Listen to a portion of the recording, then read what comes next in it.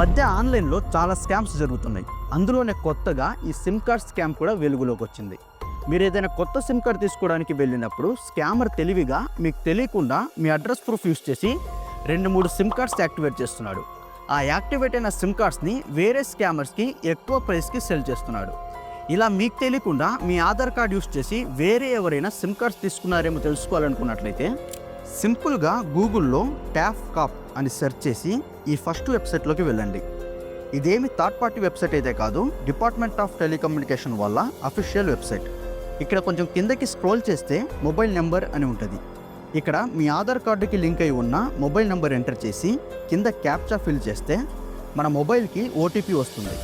ఆ వచ్చిన ఓటీపీ ఇక్కడ ఎంటర్ చేసి లాగిన్ పైన క్లిక్ చేస్తే ఇక్కడ మనకు మన ఆధార్ కార్డు పైన ఎన్ని సిమ్ కార్డ్స్ రిజిస్టర్ అయ్యి ఉన్నాయో చూపిస్తుంది. ఒకవేళ ఇందులో మీకు తెలియని నెంబర్ ఏదైనా ఉంటే ఇక్కడ నాట్ మై నెంబర్ పైన క్లిక్ చేసి రిపోర్ట్ చేస్తే వితిన్ 24 అవర్స్లో ఆ సిమ్ డీయాక్టివేట్ అవుతుంది. ఈ వీడియోని మీ ఫ్రెండ్స్ అండ్ ఫ్యామిలీకి షేర్ చేయండి. వాళ్ళు కూడా ఈ స్కామ్ బారిన పడ్డారేమో తెలుసుకుంటారు. అండ్ మీ ఆధార్ కార్డు పైన ఎన్ని సిమ్ కార్డ్స్ రిజిస్టర్ అయినాయో కింద కామెంట్స్ చేసి చెప్పండి. Thanks for watching.